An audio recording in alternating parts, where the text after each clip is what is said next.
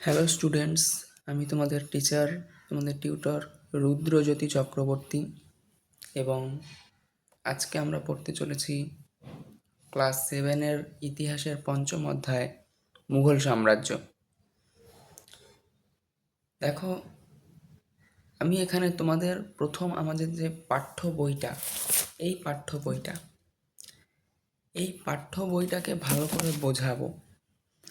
পাঠ্য বই যদি আমরা না বুঝতে পারি, পাঠ্য বই যদি ভালো করে প্রত্যেকটা লাইন বাই লাইন আমরা না পড়ি, তাহলে পরে কিন্তু আমাদের কোনো সহায়ক বই পড়ে কিন্তু আমরা খুব বেশি দূর এগোতে পারবো না। কেন আমরা পারবো না? কারণ আমরা প্রথম বুঝতে হবে আমরা সরকারি স্কুলের ছাত্র। এই যে পাঠ্য বই, সেটাই একমাত্র সরকারের দেওয়া বই, আর সহায়ক বইগুলো রাইটারদের নিজেদের লেখা, তাদের নিজেদের ভাষায় লেখা। কিন্তু এই পাঠ্য বইয়ের ভাষাটা হচ্ছে সরকারের ভাষা।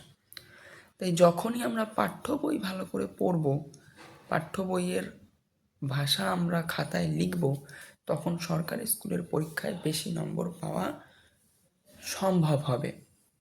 ঠিক আছে? তো এই পাঠ্য বইয়ের প্রত্যেকটা লাইন বাই লাইন আমি তোমাদের পড়াবো, প্রত্যেকটা লাইন বাই লাইন পড়াবো, এবং এরপর এখান থেকে আমি প্রতিটা লাইন থেকে যে যে প্রশ্ন হয়, ছোট বড় সমস্ত প্রশ্ন আবার আলোচনা করে দেব। এই ভিডিওতে কিছুটা পরিমাণে পড়াবো, বাকিটা পরের ভিডিওতে আলোচনা করে দেব।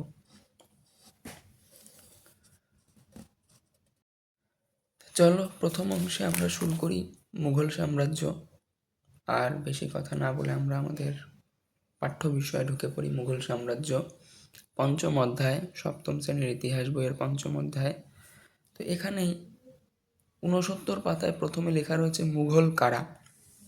আমরা যদি দেখি মুঘল কারা, বলছে কি, বলছে খ্রিস্টীয় 16 শতক থেকে ঊনবিংশ শতকের মাঝামাঝি পর্যন্ত মুঘলরা ভারতবর্ষ শাসন করেছিল। তাহলে প্রথম প্রশ্ন যদি হয় মুঘল কারা, খ্রিস্টীয় 16 শতক থেকে ঊনবিংশ শতকের মাঝামাঝি পর্যন্ত যারা ভারত শাসন করেছিল বা যাদের দ্বারা ভারত শাসিত হয়েছিল, এক কথায় তারাই মুঘল।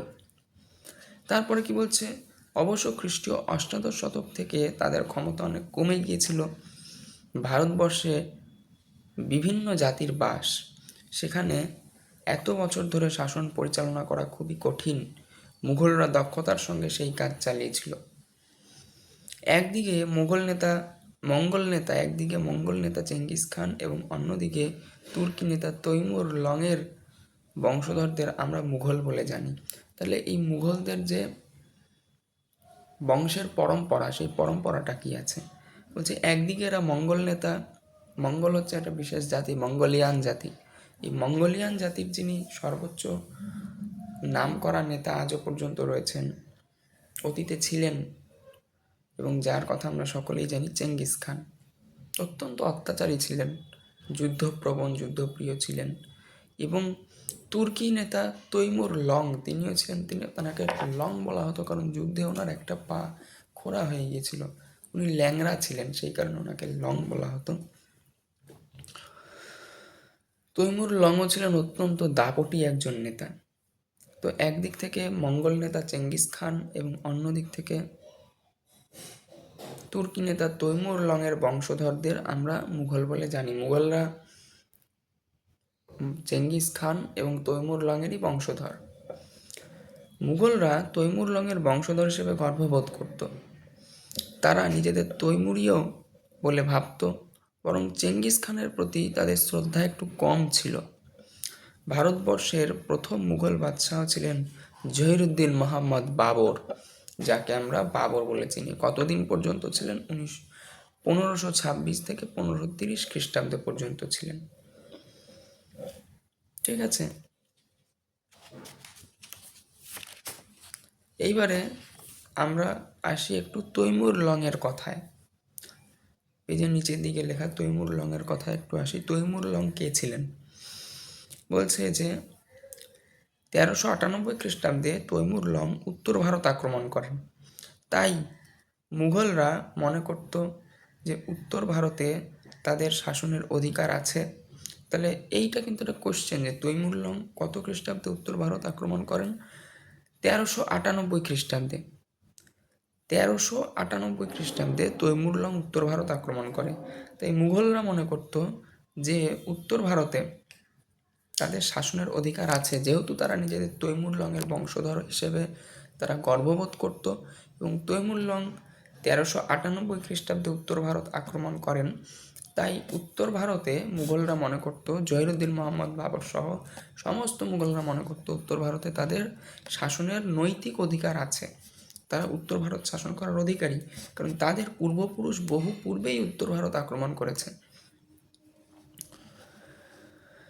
ভারতবর্ষে আসার আগে মুঘলরা মধ্য এশিয়ার কিছু অঞ্চলে শাসন করত। তাহলে ভারতবর্ষে আসার আগে, এটাও একটা শর্ট কোশ্চেন, ভারতবর্ষে আসার আগে মুঘলরা কোন অঞ্চল শাসন করত? মধ্য এশিয়ার কিছু অঞ্চল শাসন করত। এর আগে চতুর্দশ শতকে, কোন সময়? চতুর্দশ শতক। এর আগে চতুর্দশ শতকে মঙ্গল সাম্রাজ্যের পতনের সুযোগে তৈমুর তার সাম্রাজ্য প্রতিষ্ঠা করেছিলেন। যখন চতুর্দশ শতকে মঙ্গল সাম্রাজ্যের পতন ঘটছে আস্তে আস্তে চেঙ্গিস খানের মৃত্যুর কিছু পরে, তখন সেই সুযোগে তৈমুর লং তার সাম্রাজ্য প্রতিষ্ঠা করেছিলেন। তিনি মধ্য এশিয়ার বেশ কিছু অঞ্চল জয় করেন। এই অঞ্চলগুলি হলো পূর্ব ইরান বা খোরাসান। পূর্ব ইরানের আরেক নাম কি? খোরাসান। তিনি এই তৈমুর লং যে সমস্ত জায়গাগুলি জয় করে মুঘল সাম্রাজ্য প্রতিষ্ঠা করার পূর্ব সূচনা করেছিলেন, তার মধ্যে একটা জায়গা হচ্ছে কি পূর্ব ইরান বা খোরাসান। দ্বিতীয় জায়গাটা হচ্ছে ইরান, মানে অর্থাৎ মধ্য ইরান। পূর্ব ইরান মানে ইরানের পূর্ব দিক, মধ্য ইরান মানে মধ্য ইরান।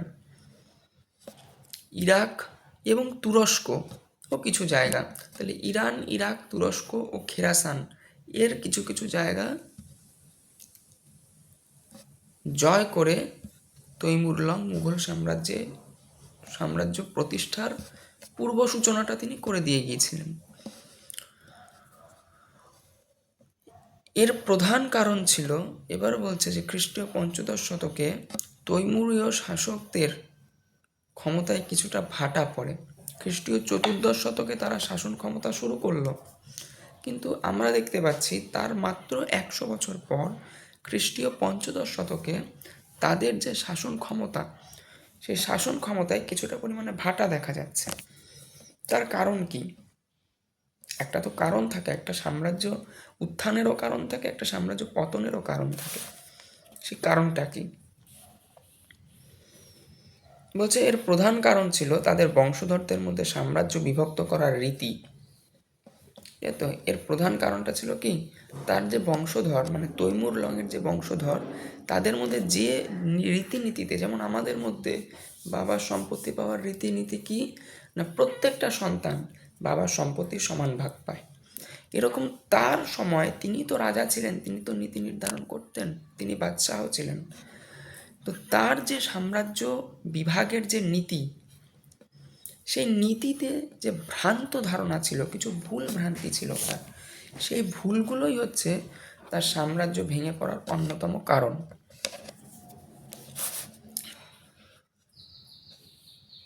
ঠিক আছে, খ্রিস্টীয় পঞ্চদশ শতকে তৈমুরীয় শাসন ক্ষমতায় কিছুটা ভাটা পড়ে। এর প্রধান কারণ ছিল তার বংশধরদের মধ্যে সাম্রাজ্য বিভক্ত করার রীতি।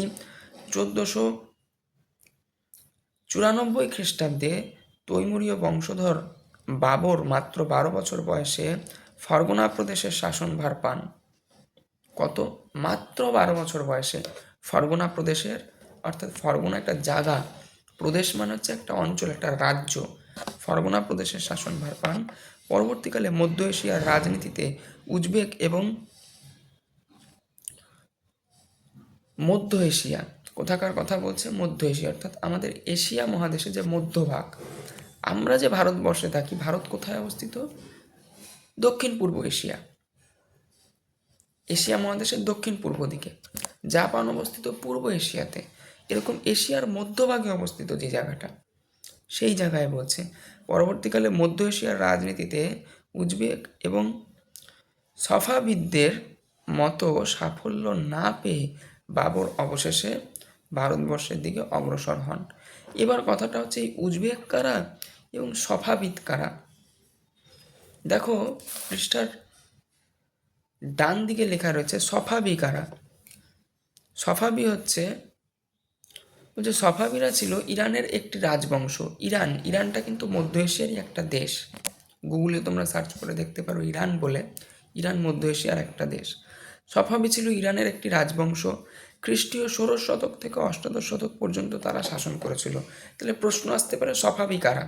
কি উত্তর দেব না, সফাবিরা ছিল ইরানের একটি রাজবংশ এবং খ্রিস্টীয় ১৬শ শতক থেকে অষ্টাদশ শতক পর্যন্ত তারা শাসন করেছিল। উজবেক কারা? উজবেকরা ছিল মধ্য এশিয়ার একটি তুর্কিভাষী জাতি। এবার তুর্কি কারা? তুর্কমেনিস্তানের লোকেদের বলা হয় তুর্কি। এই তুর্কমেনিস্তানের লোকেরা যে ভাষায় কথা বলে সেটাকে বলে তুর্কি ভাষা। এই উজবেকরা ছিল, উজবেক কাদের বলে? বর্তমানে উজবেকিস্তান বলে একটা জায়গা রয়েছে, এই উজবেকিস্তানের লোকেদের বলে উজবেক। আগে উজবেকিস্তান ছিল না, তুর্কিরই একটা অংশ ছিল উজবেক। এই উজবেকরা ছিল মধ্য এশিয়ার একটা তুর্কিভাষী জাতি। খ্রিস্টীয় ১৬শ শতক থেকে অষ্টাদশ শতকের মধ্যে। কোন সময় থেকে? ১৬শ শতক থেকে। খুব হুঁশিয়ার হয়ে যায়, এগুলো শুনতে হবে। খ্রিস্টীয় ১৬শ শতক থেকে অষ্টাদশ শতকের মধ্যে তারা এশিয়ার একাধিক রাজ্য গড়ে তোলে, এশিয়ায় একাধিক রাজত্বে আধিপত্য তাদের গড়ে তোলে। এবার এই যে সাফাবি এবং উজবেক, এই উজবেক এবং সাফাবিদের মতো একটা সুপ্রতিষ্ঠিত রাজ্য আমাদের জহিরুদ্দিন মোহাম্মদ বাবর তৈরি করতে পারেননি। তাই তিনি মধ্য এশিয়ার ওই ফরগনা প্রদেশ ছেড়ে চলে আসেন। কোন দিকে চলে আসেন? ভারতের দিকে। সেই ইতিহাসে আমরা পড়তে চলেছি। আচ্ছা, পরের পেজে আমরা যদি আসি, এই যে পরের পেজে প্রথমে যে ছবিটা, এই ছবিটা হচ্ছে খ্রিস্টীয় অষ্টাদশ শতকে আঁকা একটা ছবি, যার মধ্যে একদম মাঝের যে ব্যক্তিটি তলোয়ার নিয়ে দাঁড়িয়ে রয়েছেন তিনি হচ্ছে তৈমুর লং, এবং সঙ্গে যারা বসে রয়েছেন চারিদিকে হাঁটু গেড়ে তারা তার বংশধরেরা, এবং এর মধ্যে রয়েছেন প্রথম ৬জন মুঘল সম্রাট। ঠিক আছে, প্রথম ৬জন মুঘল সম্রাট এর মধ্যে রয়েছেন। এবার বলছে বাদশাহ কারা? এই পৃষ্ঠার প্রথম যে প্রশ্ন, বাদশাহ কে? বাদশাহটাকে মুঘল সাম্রাজ্য পরিচালনা করতে, এক কথায় বলতে গেলে মুঘল সাম্রাজ্য পরিচালনা করতে যে রাজারা, যে সর্বোচ্চ ক্ষমতার অধিকারী ব্যক্তিরা, তাদেরকে বলা হতো বাদশাহ। বাদশাহকে বলছে মুঘলরা সার্বভৌম শাসকের ক্ষেত্রে বাদশাহ বা বাদশাহ শব্দটি ব্যবহার করতেন। সার্বভৌম শাসক। এবার সার্বভৌম কথাটা কি, কথাটার মানে কি? সার্বভৌম কথাটার মানে হচ্ছে, সার্বভৌমত্ব কথাটার মানে হচ্ছে যে সে নিজের ইচ্ছায় চলে, সে কারোর অধীনে নয়। অর্থাৎ কোনো বড় রাজার অধীনে তার রাজত্ব রয়েছে, বড় রাজা বা সম্রাট তাকে যে হুকুম দেয় ছোট রাজ্যের রাজা হিসেবে তাকে সেটা মেনে চলতে হয়, এটাকে বলা হচ্ছে অধীনস্থতা। আর এর বিপরীতার্থক শব্দ হচ্ছে সার্বভৌমত্ব, অর্থাৎ আমি আমার নিজের সিদ্ধান্ত নিজে নিতে সক্ষম, আমি কারোরটা শুনতে বাধ্য নই, কারোর কথা মানতে বাধ্য নই, কাউকে আমি মেনে চলতে বাধ্য নই, একে বলে সার্বভৌমত্ব। তো বলছে যে বাদশাহ কারা? মুঘলরা সার্বভৌম শাসকের ক্ষেত্রে, মানে যে একদম স্বাধীন শাসক, সেই সার্বভৌম শাসকের ক্ষেত্রে বাদশাহ বা বাদশাহ শব্দটি ব্যবহার করত। অর্থাৎ বাদশাহ শব্দের অর্থ বা বাদশাহ শব্দের অর্থ হলো সে সার্বভৌম শাসক, সে অন্য কোনো রাজার কথা তার সাম্রাজ্যে মেনে চলতে বাধ্য নয়। বলছে যে তোমরা দেখেছো, অর্থাৎ আমরা দেখেছি, আগেই দিল্লির শাসকরা, এর আগের যে চ্যাপ্টার ছিল দিল্লি সুলতানি, সেই দিল্লি সুলতানিতে দিল্লির শাসকরা নিজেদের সুলতান বলতেন। মুঘলরা কিন্তু সুলতান শব্দটি যুবরাজদের ক্ষেত্রে ব্যবহার করত। তাহলে এই যে দিল্লি সুলতানির ক্ষেত্রে শাসকরা, সর্বোচ্চ শাসকরা নিজেদের সুলতান বলতো, মুঘল সাম্রাজ্যে আবার দেখা গেছে যে মুঘলরা সর্বোচ্চ শাসকদের সুলতান বলে না, সর্বোচ্চ শাসকদের বলে বাদশাহ, এবং যুবরাজ অর্থাৎ সেই বাদশাহর ছেলেকে বলতো হচ্ছে সুলতান। যুবরাজ মানে হচ্ছে যে পরবর্তী রাজা হবে, রাজার যে ছেলে বর্তমানে রয়েছে, যে এখনো রাজা হয়নি কিন্তু ভবিষ্যতে রাজা হবে বলে আমরা জানি, যার রাজ্যাভিষেক হয়ে গেছে ভবিষ্যতের জন্য, কিন্তু সে রাজা হয়নি এখনো, বর্তমানে তার বাবা রাজা রয়েছে, তাকে বলা হয় যুবরাজ, সেই ছেলেকে। তিনি যখন যুবরাজ হলেন, বলছে যে ধরো জাহাঙ্গীরের নাম ছিল সালেম, জাহাঙ্গীরের নাম ছিল সালেম।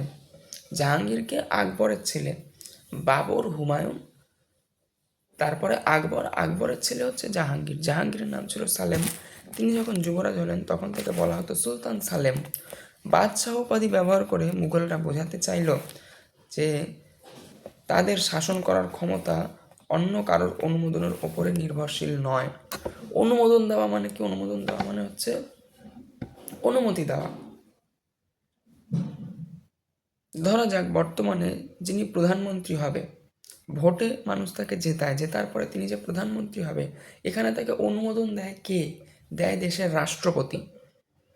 অর্থাৎ প্রধানমন্ত্রী শাসন ক্ষমতা চালাচ্ছে রাষ্ট্রপতির অনুমোদনে, অর্থাৎ সর্বোচ্চ ক্ষমতার অধিকারী রাষ্ট্রপতি। রাষ্ট্রপতি তার পদাধিকার বলে সর্বোচ্চ ক্ষমতায় আছে, তিনি প্রধানমন্ত্রীকে তার শাসন ক্ষমতার অনুমোদন দিচ্ছে, অর্থাৎ শাসন চালানোর অনুমতি দিচ্ছে। মুঘলরা বাদশাহ শব্দটা ব্যবহার করে বোঝাতে চাইল যে তারা কারোর অনুমতির ওপরে ভিত্তি করে কখনো শাসন চালায় না। তাদের শাসন চালানোর জন্য তাদের কারোর অনুমতির দরকার নেই, তারা সার্বভৌম শাসক, অর্থাৎ তারা নিজের শাসন নিজেই চালায়। তারা যা ইচ্ছা তাই করতে পারে তাদের শাসন আমলে, তারা কারোর কথা মেনে চলতে বাধ্য নয়। ঠিক আছে, এইবারে কিছু কথার মানেতে আসি। কথার মানে বাদশাহ, আমরা যেটা এতক্ষণ ধরে পড়লাম, বাদশাহ এবং সার্বভৌম শাসক কথার অর্থ কী সেটাই এখানে বলেছে, যেটা আমি বোঝালাম যে বাদশাহ হচ্ছে বাদশাহ বা পাদশাহ বা পাদিশাহ, শব্দগুলি ফরাসি শব্দ। পাদ অর্থ হচ্ছে প্রভু, শাহ অর্থ হচ্ছে শাসক বা রাজা। এই দুটো শব্দ এখানে যোগ করা আছে। তাহলে এই লাইনটা খুব ইম্পর্টেন্ট। পাদ শব্দের অর্থ কি? প্রভু, এবং শাহ শব্দের অর্থ হচ্ছে রাজা। এই দুটো শব্দ এখানে যোগ করা হয়েছে। মনে হতে পারে প্রায় একই অর্থ বিশিষ্ট দুটি শব্দ পাশাপাশি ব্যবহার করার কারণ কি? খুবই শক্তিশালী শাসক বোঝাতে এই দুটি শব্দ ব্যবহার করা হতো। 1507 খ্রিস্টাব্দে বাবর কবুলে থাকার সময় তিনি পাতশাহ উপাধিটি নেন। বাবর যখন কবুলে ছিল, কবুল মানে বর্তমান আফগানিস্তানের সেটার অবস্থান, সেই সময় তিনি পাতশাহ উপাধিটি নেন। সার্বভৌম শাসক বলতে বোঝায় সর্বভূমির ওপরে যার আধিপত্য। সর্বভূমি অর্থাৎ গোটা পৃথিবী, গোটা পৃথিবীর মতো পৃথিবীর ওপরে তো কোনো একজন ব্যক্তির আধিপত্য থাকতে পারে না। অর্থাৎ বুঝতে হবে যার আধিপত্য একটি বিরাট অঞ্চলের ওপরে থাকে, তিনি সেখানে নিজের ক্ষমতায় শাসন করেন, তিনি সার্বভৌম শাসক। কিছু নিজের ক্ষমতায় শাসন করেন, এই কথাটাই আমি এতক্ষণ বললাম যে তিনি কারোর অধীনস্থ নন, তিনি কারোর কথা মেনে চলতে বাধ্য নন। সার্বভৌম শাসক মানে তিনি স্বাধীন, তিনি নিজের ক্ষমতায় শাসন করেন, তিনি সার্বভৌম শাসক। এই কথাটি শুধু সেই শাসক নিজে জানলেই হবে না, সেটা সবাই মেনে নিলে তার অধিকার টিকে থাকবে। খালি নিজে বললেই হবে না আমি সার্বভৌম শাসক। ক্ষমতা বলে এটা সবাইকে বুঝাতে হবে যে আমি সার্বভৌম শাসক, আমি নিজের শাসন নিজে পরিচালনা করি, নিজের ইচ্ছা মতো পরিচালনা করি, এটা বুঝাতে হবে। এটা বুঝাতে পারলে তবেই, এবং সবাই যদি এটা মেনে নেয়, তবেই সে সার্বভৌম শাসক হিসেবে রাজত্ব করতে পারবে। নইলে তার রাজত্ব কিন্তু টিকে থাকবে না, অন্যরা আক্রমণ করবে তাকে, বলবে কে বলেছে তুমি সার্বভৌম শাসক, আমরা মানি না, বলে তাকে আক্রমণ করবে তার শাসন ক্ষমতা নষ্ট করার জন্য। ওকে, আচ্ছা, এর পরের পেজে আমরা আসি। এরপরে বলছে হচ্ছে 1771 চলে আসি আমরা 1771 সালে।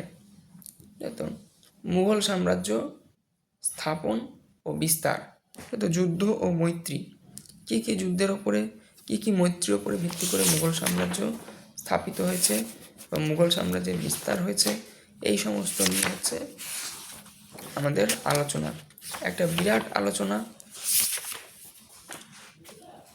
ঠিক আছে, চলো শুরু করা যাক।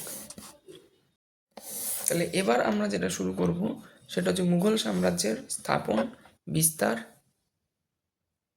যুদ্ধ ও মৈত্রী। তার যে তাদের রণনীতি, যুদ্ধনীতি কী ছিল, কার সাথে তারা মৈত্রী অর্থাৎ বন্ধুত্ব স্থাপন করতো, কাদের সাথে যুদ্ধ করতো, সেই সম্পর্কে বলছে। ভারতে মুঘল সাম্রাজ্যের স্থায়িত্ব শুধু যুদ্ধের ওপরেই নির্ভর করে ছিল না। একদিকে ভারতবর্ষ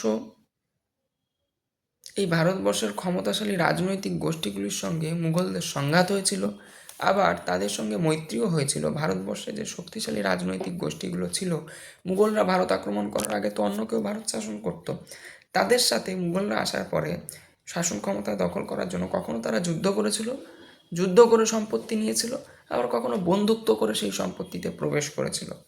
তাই বলছে যুদ্ধ এবং মৈত্রী দুটোই তাদের মধ্যে কিন্তু ছিল। মুঘলদের সংঘাত হয়েছিল, আবার তাদের সঙ্গে মৈত্রীও হয়েছিল।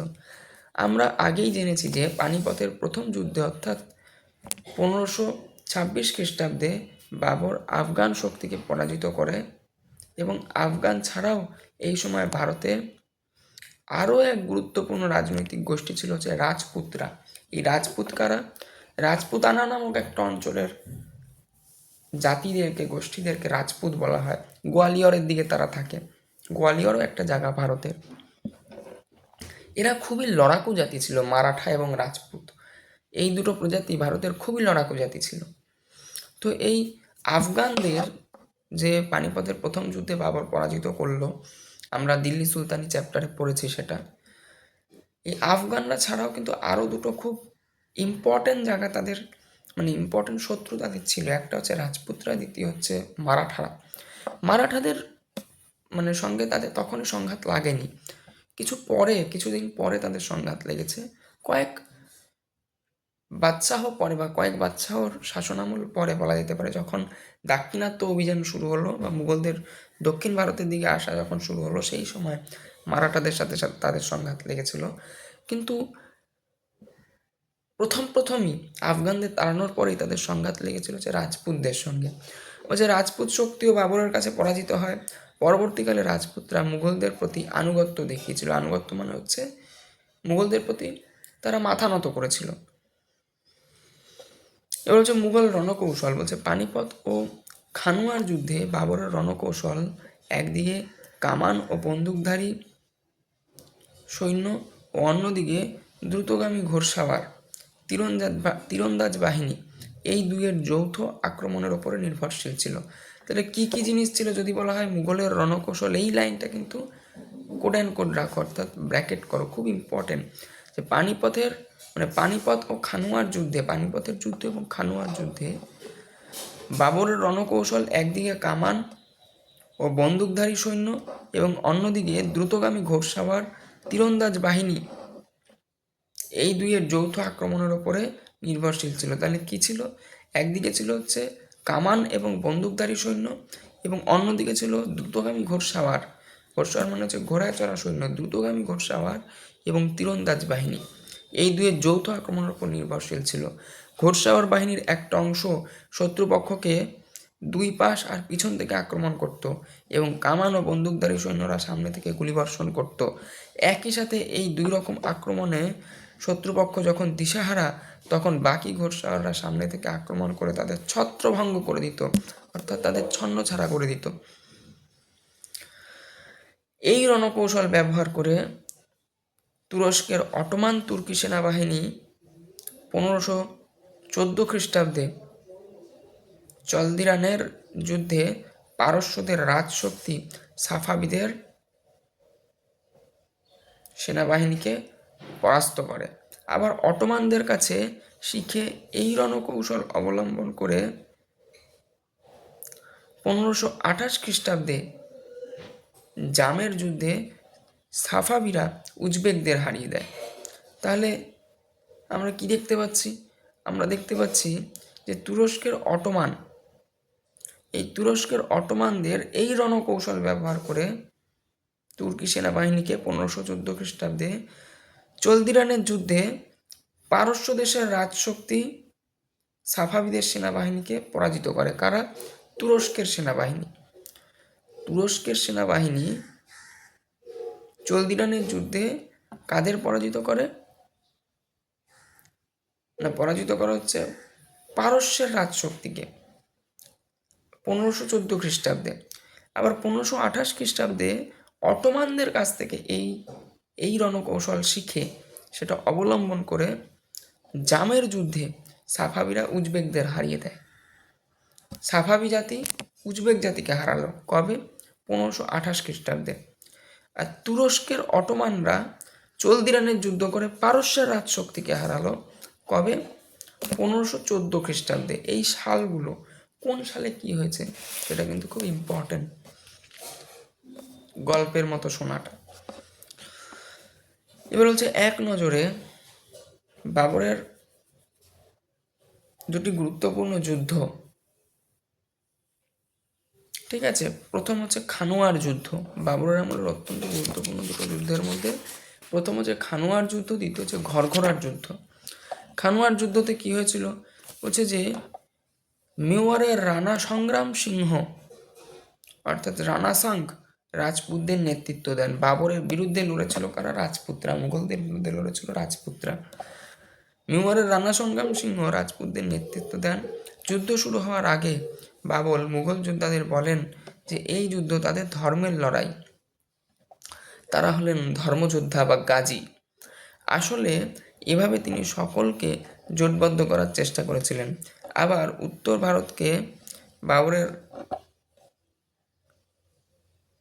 ভারত থেকে বাবরকে হটানোর জন্য কয়েকজন মুসলমান শাসকও রাজপুতদের সঙ্গে যোগ দেন। কাজেই এই যুদ্ধ কিন্তু ধর্মীয় যুদ্ধ ছিল না।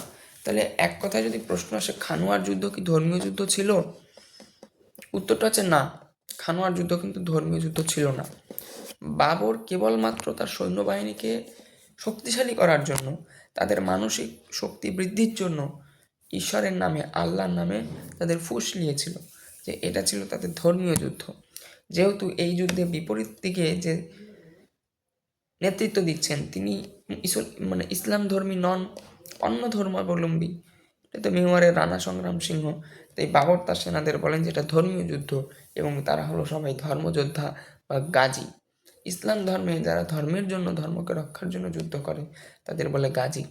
কিন্তু ঐতিহাসিকরা বলছেন যে এই যুদ্ধ ধর্মীয় যুদ্ধ ছিল না, কারণ বাবরের বিরুদ্ধে রানা সংগ্রাম সিংহ যুদ্ধ করলেও বাবর তার সেনাবাহিনীদের এটি ধর্মীয় যুদ্ধ বলে উজ্জীবিত করলেও বাবরের বিপক্ষেও বেশ কিছু মুসলমান শাসক ছিলেন যারা আফগানি মুসলমান বা দিল্লি সুলতানের সময় থাকা মুসলমান, তারা উত্তর ভারত থেকে বাবরকে হটানোর জন্য রানা সংগ্রাম সিংহের পক্ষে যোগ দিয়েছিলেন। সুতরাং এই যুদ্ধ কিন্তু মোটেই কোনো ধর্মীয় যুদ্ধ ছিল না। এরপরে আমরা আসছি ঘরঘরার যুদ্ধে। বলছে আফগানদের বিরুদ্ধে বাবর এই যুদ্ধ করেন। আফগানদের সঙ্গে যোগ দিয়েছিলেন বাংলার শাসক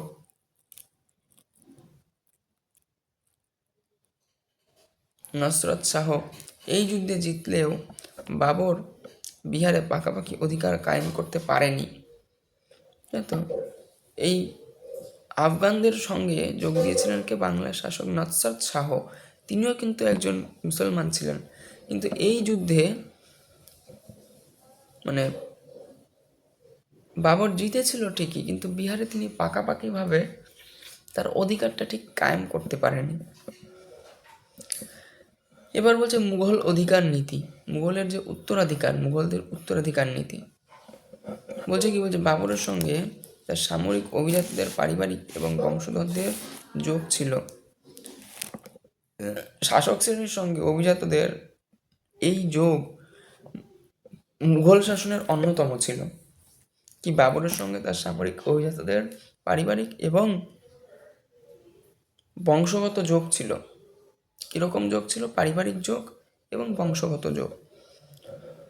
শাসক শ্রেণীর সঙ্গে অভিজাতদের এই যোগ মুঘল শাসনের অন্যতম বৈশিষ্ট্য। শাসক শ্রেণী এবং অভিজাত শ্রেণী, অভিজাত কারা? যারা বড় বড় ব্যবসায়ী, অত্যন্ত ধনী, তাদের বলা হতো অভিজাত। বাবরের পুত্র হুমায়ুনের আমলে এই যোগ অনেকটাই আলগা হয়ে পড়ে। তার দুঃসময়ে ভাইয়েরা তাকে সাহায্য করেনি। হুমায়ুনের যে ভাই, তারা কিন্তু তাকে সাহায্য করেনি, নিজের বাবার পেটের ভাইরা। তৈমুরীয় নীতি মোতাবেক উত্তরসূরিদের মধ্যে যে অঞ্চল ভাগ করার প্রথা ছিল, হুমায়ুন কিন্তু তা মানেননি। বাবরও শাসক হিসেবে হুমায়ুনকেই মনোনীত করে গিয়েছিলেন। হুমায়ুন সাম্রাজ্যের শাসনভার নিজের হাতেই রেখেছিলেন, অর্থাৎ তৈমুরীয় নীতি ছিল যে বাবার সাম্রাজ্য সব ছেলে মেয়েদের মধ্যে সমান ভাগে ভাগ করে দেওয়া হবে। এতে দেখা যাচ্ছে একটা বিরাট সাম্রাজ্য সেটা অনেক বিভাগে বিভক্ত হয়ে যাচ্ছে, ছোট ছোট ছোট ছোট সাম্রাজ্য তৈরি হচ্ছে। এক বাবার 4টে ছেলে থাকলে 4জনের মধ্যে সাম্রাজ্য ভাগ করে দিলে একটা সাম্রাজ্য ভেঙে 4টে ভাগ হয়ে যাচ্ছে। সেই 4জনের প্রত্যেকের 4টে করে ছেলে থাকলে ওই একটাই বড় সাম্রাজ্য পরবর্তীকালে ভেঙে 16টা ভাগ হয়ে গেল। এভাবে কিন্তু অনেক ছোট ছোট ছোট ছোট রাজ্য হচ্ছে। সুতরাং তারা ছোট রাজ্য বলে, ছোট হয়ে যাচ্ছে বলে দুর্বল হয়ে পড়ছে। এই নীতির জন্যই কিন্তু তৈমুরীয়, এই নীতি যে ছিল সাম্রাজ্য ভাগ করার, এই জন্যই কিন্তু তৈমুর লংয়ের শাসন ক্ষমতা কিছুদিন পরে দুর্বল হয়ে পড়েছিল। কিন্তু এটা কিন্তু বাবর মানেননি। বাবর তার সাম্রাজ্য পুরোটাই হুমায়ুনকে তুলে দিয়ে গেছিলেন। হুমায়ুনও আবার তার সাম্রাজ্য পুরোটা আকবরকে তুলে দিয়ে গেছিলেন।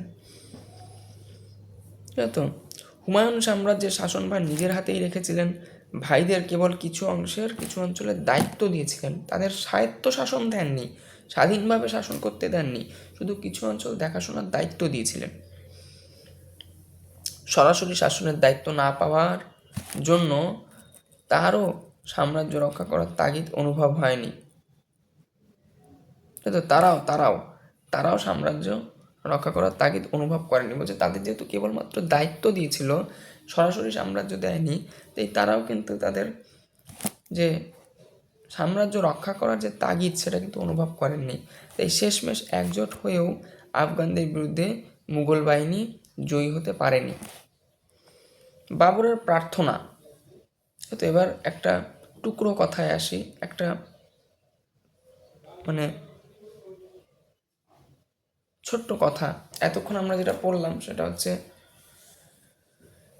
মুঘলদের উত্তরাধিকার নীতি কেমন ছিল। এবার একটা টুকরো কথায় আসবো। সেখানে কি বলছে, বাবরের প্রার্থনা সত্যি হলেও গল্প। তো এটা সত্যি হোক বা মিথ্যা হোক, এটা আদতে গল্প। তো কি বলছে, হুমায়ুন একবার খুব অসুস্থ হয়ে পড়েছিলেন। তিনি তখন সদ্য আফগানিস্তানের বদস খান, ঠিক আছে, কোথা থেকে, আফগানিস্তান থেকে তিনি ভারতে ফিরছেন। সেই সময় হুমায়ুন খুবই অসুস্থ হয়ে পড়েছিলেন। তিনি তখন তার সদ্য আফগানিস্তানের যে একটি নির্দিষ্ট জায়গা বখতসান, আই এম ভেরি সরি, আগেরবার আমি ভুল বলেছি, কথাটা হচ্ছে বখতসান, বদস খান না, বখতসান থেকে ভারতে ফিরছেন। কোথা থেকে,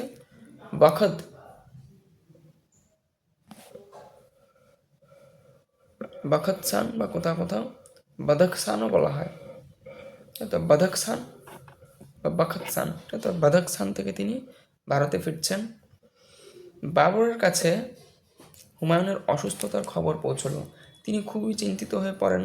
হুমায়ুন যখন দিল্লি পৌঁছালেন তখন তিনি এতটাই অসুস্থ যে ঘরের মধ্যে ছিলেন। শোনা যায় এই সময় একটা গল্প রয়েছে যে তিনি ঘোড়ার মধ্যে করেই অসুস্থ হয়ে শুয়ে শুয়ে এসেছিলেন, ঘোড়ার ওপর এরকম করে শুয়ে অসুস্থ হয়ে এসেছিলেন, খুবই অসুস্থ। তো তিনি ঘরের মধ্যেই ছিলেন। শোনা যায় এই সময় বাবরকে একজন পরামর্শ দেন যে হুমায়ুনের খুব প্রিয় কোনো জিনিস ঈশ্বরকে উৎসর্গ করলে হয়তো তাকে বাঁচানো যাবে। তখন বাবর নিজের জীবন উৎসর্গ করতে চেয়েছিলেন। এর পরের গল্পটা কিন্তু ইতিহাস বলে ধরে নেওয়া যায় না, এটা গল্প বলেই ধরে নেওয়া যায়, কিন্তু এটা কিন্তু ঘটেছে বাস্তবে। কি হয়েছে বলা হয়, বাবরের প্রার্থনায় হুমায়ুনের প্রাণ ফিরে পেয়েছিলেন হুমায়ুন, কিন্তু এর পরেই বাবর অসুস্থ হয়ে পড়েন, অবশেষে মারা যান। গল্প কথা হলেও এর থেকে এটুকু বোঝা যায় যে হুমায়ুন ছিলেন বাবরের প্রিয় পুত্র, তাই তিনি হুমায়ুনকেই শাসক হিসেবে মনোনীত করেছিলেন। এবার টুকরো কথায় আসি, মুঘল আফগান দ্বন্দ্ব। আগেরটা কিন্তু এই টুকরো কথার মধ্যে বাবরের প্রার্থনা সত্যি হলেও গল্প, এর থেকে তেমন কিছু আসবে না। একটা আসতে পারে প্রশ্ন যে কোন সময় হুমায়ুন অসুস্থ হয়ে পড়েছিলেন, তাই তো। সেটা হচ্ছে বদখসান থেকে যখন তিনি ভারতে আসছেন, আফগানিস্তানের বদখসান থেকে, তখন তিনি অসুস্থ হয়ে পড়েন। এছাড়া আর কিছু আসবে না, জাস্ট গল্প হিসেবে ওটা শোনালাম। এবারে যে জায়গাটা আসছে টুকরো কথার মধ্যে, মুঘল আফগান দ্বন্দ্ব, এটা কিন্তু অত্যন্ত ইম্পর্টেন্ট জায়গা। বলছে মুঘলদের বিরোধীরা সবসময় একজোট ছিল না। মুঘলদের দুই প্রধান বিরোধী শক্তি রাজপুত এবং আফগানদের মধ্যে বিরোধ ছিল। এদের মধ্যে বিহারে আফগানদের নেতৃত্ব দেন হুমায়ুনের সবথেকে গুরুত্বপূর্ণ রাজনৈতিক প্রতিদ্বন্দ্বী শের খান। ঠিক আছে, শের খান। তাহলে এদের মধ্যে বিহারে আফগানদের সব থেকে বেশি, ঠিক আছে, তো এদের মধ্যে বিহারে আফগানদের নেতৃত্ব দেন হুমায়ুনের সব থেকে বেশি গুরুত্বপূর্ণ রাজনৈতিক প্রতিদ্বন্দ্বী শের খান। হুমায়ুন পরপর দুবার শের খানের কাছে পরাজিত হয়েছিল। কততে বলছে 1539 খ্রিস্টাব্দে বিহারের চৌসা যুদ্ধে, আবার 1540 খ্রিস্টাব্দে কনৌজের বিলগ্রামের যুদ্ধে। খুব ইম্পর্টেন্ট দুটো লাইন, কোন কোন জায়গায় শের খানের কাছে হুমায়ুন পরাজিত হয়েছিল, প্রতিদ্বন্দ্বী হয়েছিল। 1939-এ, 1940-এ, কোথায় কোথায়, সরি 1500, সরি ভেরি সরি, 1539-এ আর 1540-এ, তাই তো, 1539-এ, 1540-এ, কোথায় কোথায়, 1539-এ বিহারের চৌসার যুদ্ধে, আর 1540-এ হচ্ছে কনৌজের কাছে বিলগ্রামের যুদ্ধে। 1539, 1540, 1539-এ কোথায়, বিহারের চৌসার যুদ্ধে, 1540-এ কোথায়, কনৌজের কাছে বিলগ্রামের যুদ্ধে। তার কাছে পরাজিত হয়ে হুমায়ুনকে দেশ ছেড়ে পালিয়ে বেড়াতে হয়েছিল। এই সময় পারস্যের যুদ্ধে দেশ ছেড়ে পালিয়ে যেতে হয়েছিল। এই সময় পারস্যের শাহ হুমায়ুনকে আশ্রয় দেন। হুমায়ুনের এই পালিয়ে বেড়ানোর সময় আকবরের জন্ম হয়। ইতিমধ্যে দিল্লি আগ্রায় শের খান শাহ উপাধি নিয়ে সম্রাট হন। দিল্লির আগ্রায় কি হন, শের খান শাহ উপাধি নিয়ে সম্রাট হন, কারণ হুমায়ুন পালিয়ে গেছে। শের শাহের মৃত্যুর পর তার পুত্র ইসলাম শাহ ক্ষমতায় আসেন। ইসলাম শাহের মৃত্যুর পর যে রাজনৈতিক অস্থিরতা তৈরি হয়, সেই সুযোগে হুমায়ুন দেশে ফিরে এসেছিলেন। তো এই ইসলাম শাহের, তাহলে কি শের শাহের মৃত্যুর পরে কে পুত্র হন? ইসলাম শাহ। ইসলাম শাহের মৃত্যুর পরে রাজনৈতিক অস্থিরতাটা শুরু হয়, সেই সুযোগে হুমায়ুন দেশে ফিরে এসেছিলেন।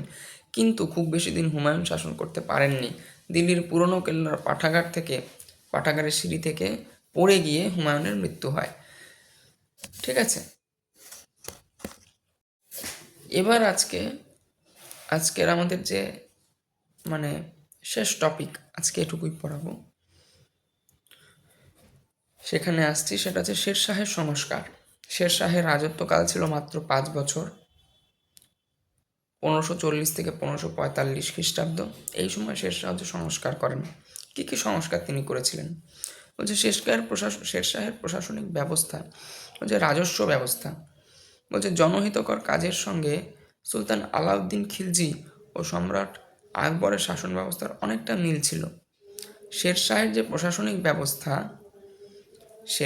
প্রশাসনিক ব্যবস্থা মানে কি, শাসন কি করে চলবে, কে কে কোন কোন পদে থাকবে, সেটাকে বলে প্রশাসনিক ব্যবস্থা। এই প্রশাসনিক ব্যবস্থা, রাজস্ব ব্যবস্থা অর্থাৎ কত টাকা নেওয়া হবে, এই রাজস্ব ব্যবস্থা, জনহিতকর কাজের যে সুযোগ, সেই জনহিতকর কাজের সঙ্গে সুলতানি শাসনের সময় সুলতান আলাউদ্দিন খিলজি বা মোগল শাসনের সময় সম্রাট আকবরের শাসন ব্যবস্থার অনেকটা মিল ছিল। শাসন পরিচালনা ও রাজস্ব ব্যবস্থায় শের শাহ কিছু সংস্কার করেছিলেন। শের শাহের শাসনামলে তিনি কৃষকদের পাট্টা দিতেন। পাট্টা কি সেটাই আমরা জানব। বলছে পাট্টায় কৃষকের নাম, জমিতে কৃষকের অধিকার, কত রাজস্ব দিতে হবে প্রভৃতি লেখা থাকতো। অর্থাৎ এক কথায় হচ্ছে একটা দলিল। পাট্টা হচ্ছে এক প্রকারের দলিল। এই দলিলের মধ্যে কী লেখা থাকতো? কৃষকের নাম, জমিতে কৃষকের অধিকার। দলিলে যেটা লেখা থাকে যে এই জমিতে মানুষের অধিকার আছে। জমি কিন্তু কারোর নিজের হয় না, আমরা বলি জমি কিনেছি, জমি হয় সরকারের। দলিলে আমরা কি পাই? সেই জমিটাকে ভোগ করার একটা স্বাধীন অধিকার পাই, কিন্তু জমিটা সরকারের। তেমনি শের শাহ কৃষকদের একটা পাট্টা দিতেন, তার বদলে কৃষক রাজস্ব দেওয়ার কথা কবুল করে কবুলিয়ত নামে অন্য একটি দলিল রাষ্ট্রকে দিত। যোগাযোগ ব্যবস্থার উন্নতি ঘটাতে শের শাহের সড়ক উন্নতি করেন। তার শাসনকামলে শের শাহ শাসনামলে সড়কের উন্নতি, অর্থাৎ পথ, গাড়ি যাওয়ার যে পথ তাকে বলে সড়ক পথ, সেই সড়কের উন্নতি করেন। তিনি বাংলার সোনারগাঁ থেকে উত্তর পশ্চিম সীমান্তে পেশোয়ার পর্যন্ত বিস্তৃত একটি সড়ক সংস্কার করেন। ইয়ার কি নয়, বাংলার সোনারগাঁ থেকে পেশোয়া পর্যন্ত একটা সড়ক, একটা পাকা রাস্তা তিনি তৈরি করেন। রাস্তাটির নাম ছিল সড়ক-ই আজম। এই রাস্তাই পরবর্তীকালে গ্র্যান্ড ট্যাঙ্ক রোড নামে খ্যাত হয়। আমরা যে গ্র্যান্ড ট্যাঙ্ক রোড বলি, গ্র্যান্ড ট্যাঙ্ক রোডটা হচ্ছে সেই শেরশাহ তৈরি করা সড়ক-ই আজম। আগ্রাও এছাড়া আগ্রাতেও আমরা যদি দেখি, এছাড়া আগ্রা থেকে যোধপুর এবং চিতোর পর্যন্ত সড়ক তৈরি হয়। লাহোর থেকে মুলতান পর্যন্ত আরও একটি রাস্তা তৈরি হয়। অর্থাৎ এক কথায় বলা যেতে পারে পরিবহন যুগের স্বর্ণযুগ, যাকে বলে পরিবহনের স্বর্ণযুগ ইসলামীয় শাসন ব্যবস্থায়। কোথা থেকে কত দূর পর্যন্ত না, বাংলার সোনারগাঁ থেকে উত্তর পশ্চিমে পেশোয়ার পর্যন্ত, যার নাম সড়ক-ই আজম। এর পরবর্তীকালে এটি গ্র্যান্ড ট্যাঙ্ক রোড হয়। এছাড়া আগ্রা থেকে যোধপুর পর্যন্ত এবং চিতোর পর্যন্ত সড়ক তৈরি হয়। লাহোর থেকে মুলতান পর্যন্ত আরও একটি সড়ক তৈরি হয়। পথিক ও বণিকদের সুবিধার জন্য রাস্তার ধারে ধারে অনেক সরাইখানা তৈরি হয়। শেরশাহ ঘোড়ার মাধ্যমে ডাক যোগাযোগের ব্যবস্থাও উন্নত করেছিলেন। সেনাবাহিনীর ওপরে নিয়ন্ত্রণ রাখতে দাগ ও হুলিয়া ব্যবস্থা তিনি চালু রাখেন। ঠিক আছে, আজ এই পর্যন্তই। 73 পেজের শেষ পর্যন্ত আমাদের হলো। পরের ক্লাসে আবার পড়ানো হবে।